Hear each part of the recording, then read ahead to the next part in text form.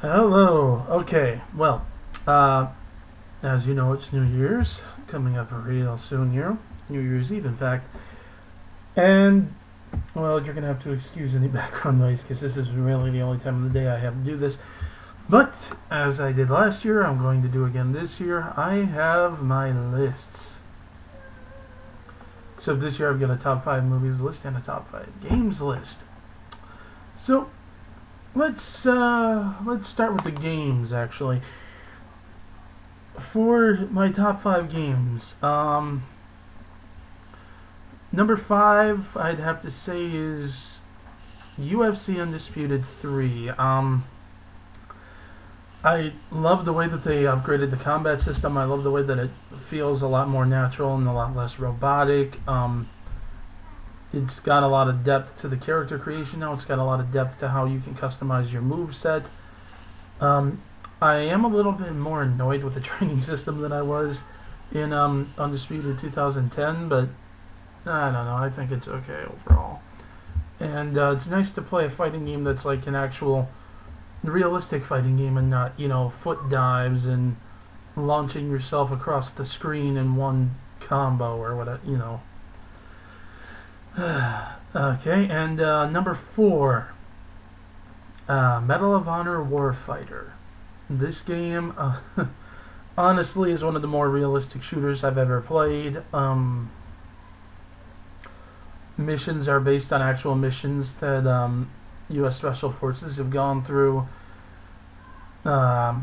The weapons, the tactics are quite real.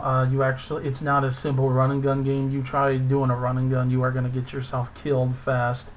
You actually have to take cover. You have to be patient. You have to time your shots.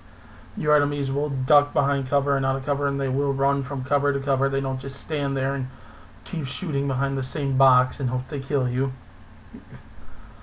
And it's got a really excellent story, and definitely one of my favorite games this year. Number 3, because I'm a fanboy and because I love the physics and because I liked the story mode and how it expanded on the movie instead of trying to retell it and change a whole bunch of crap. And honestly, for being one of the best movie-based games out there, The Amazing Spider-Man. What more can I say? I thought it was great. I thought it was cool how they, avoided doing what a lot of movies do, and instead of, purposely ticking people off about it, they actually had nods to the other trilogy and its existence, and they had, suits from the comics that hadn't actually appeared in games before. And overall, I thought it was pretty darn cool.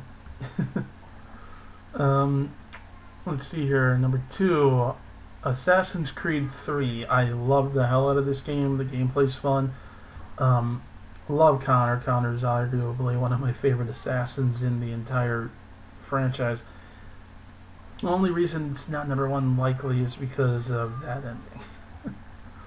Which I will admit was, giant WTF moment. But I really do think they're going to do something with that.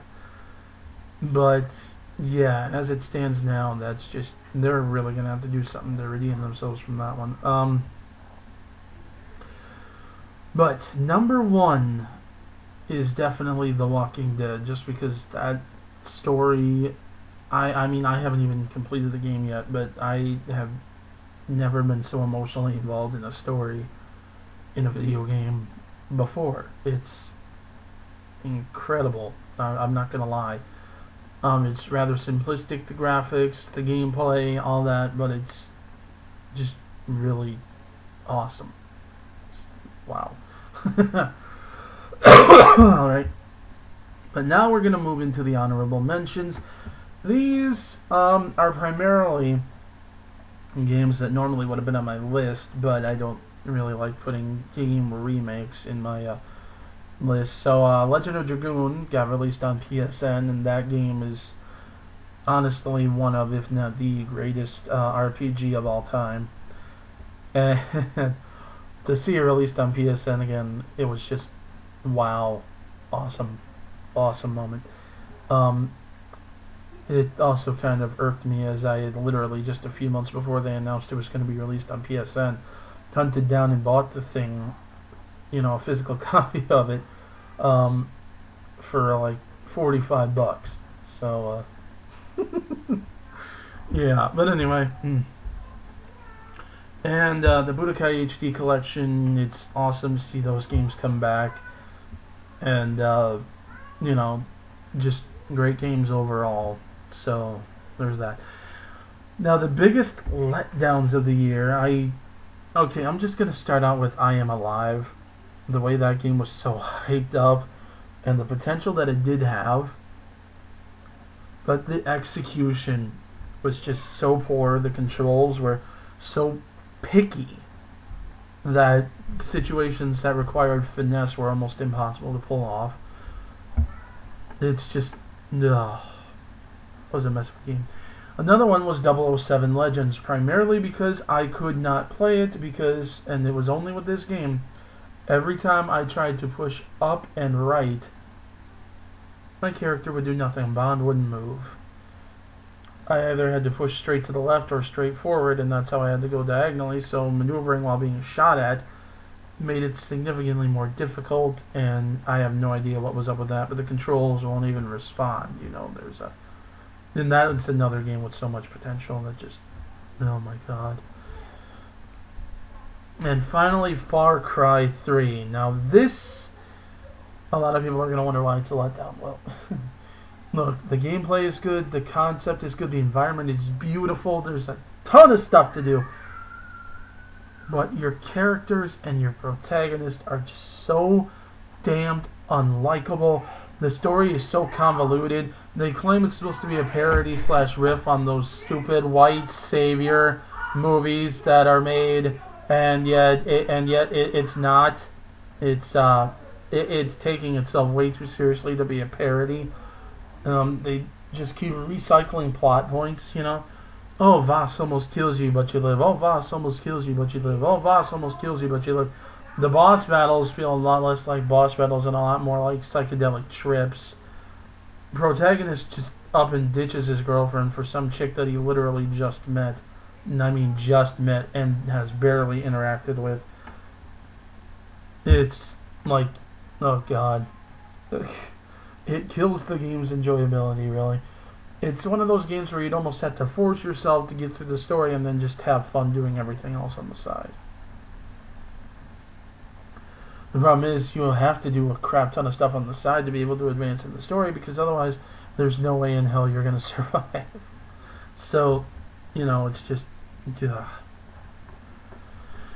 Alright, now moving on to movies. Top 5 movies of the year. Number 5 is The Grey. Now, this movie I loved, just because it was very simple.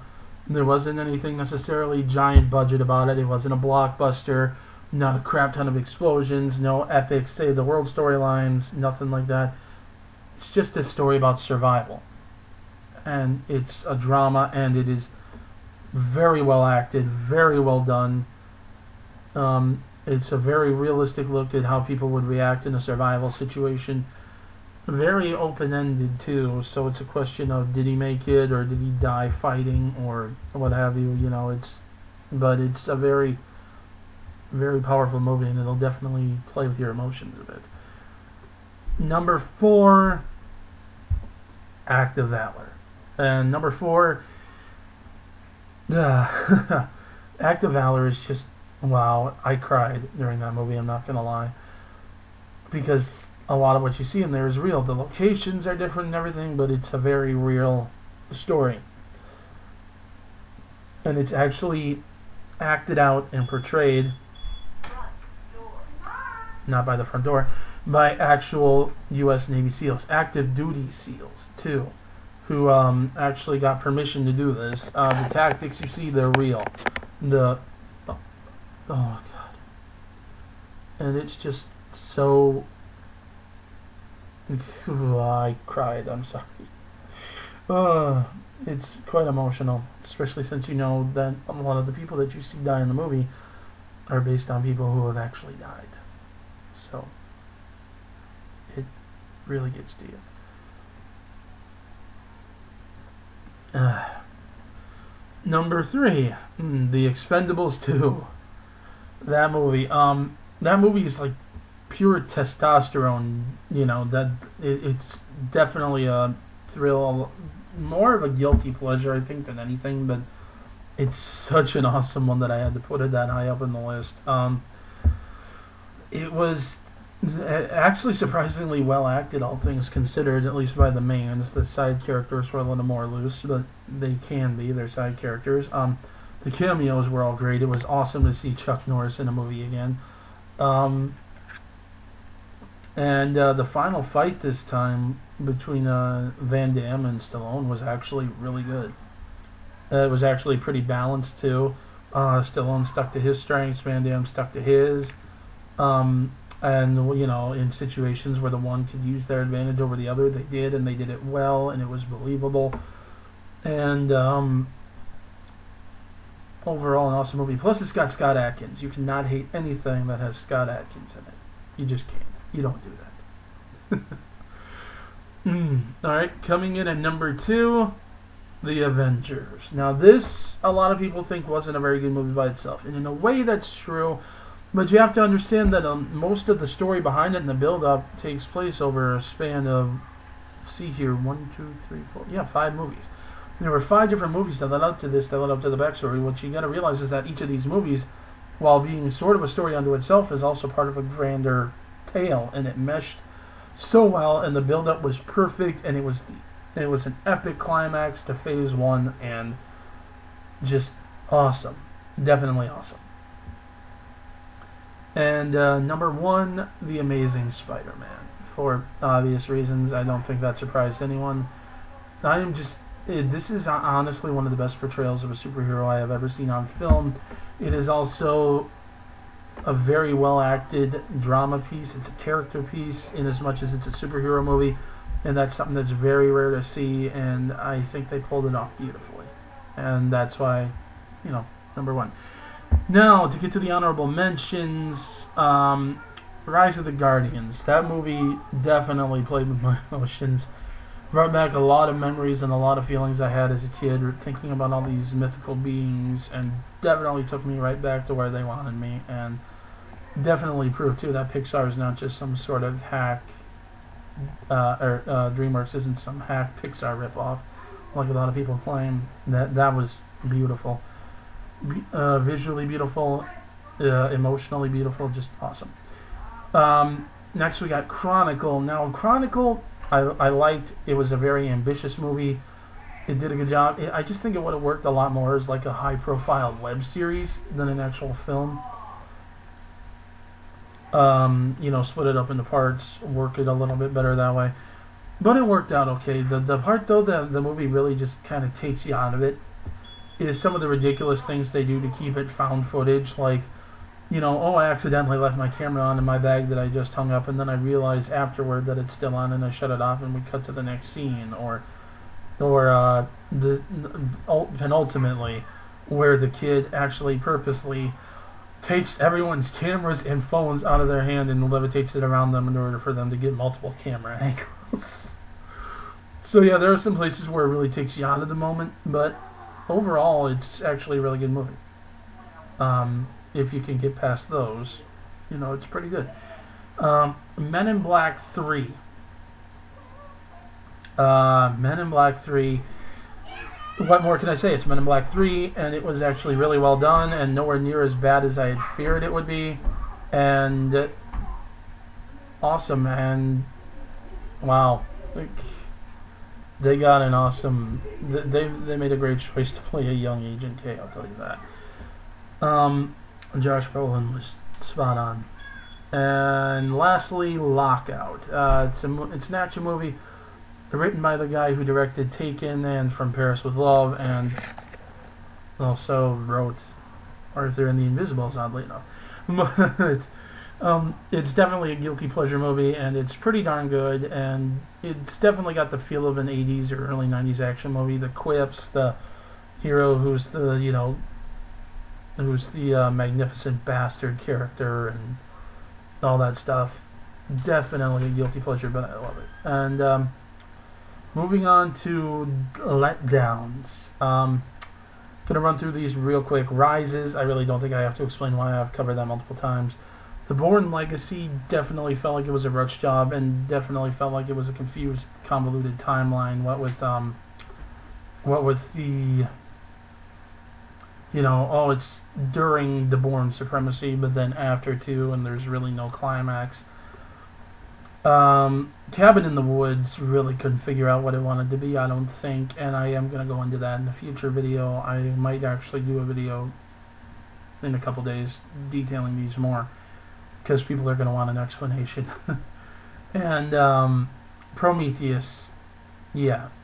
Okay, anyways, there's my list, and I will catch you guys later.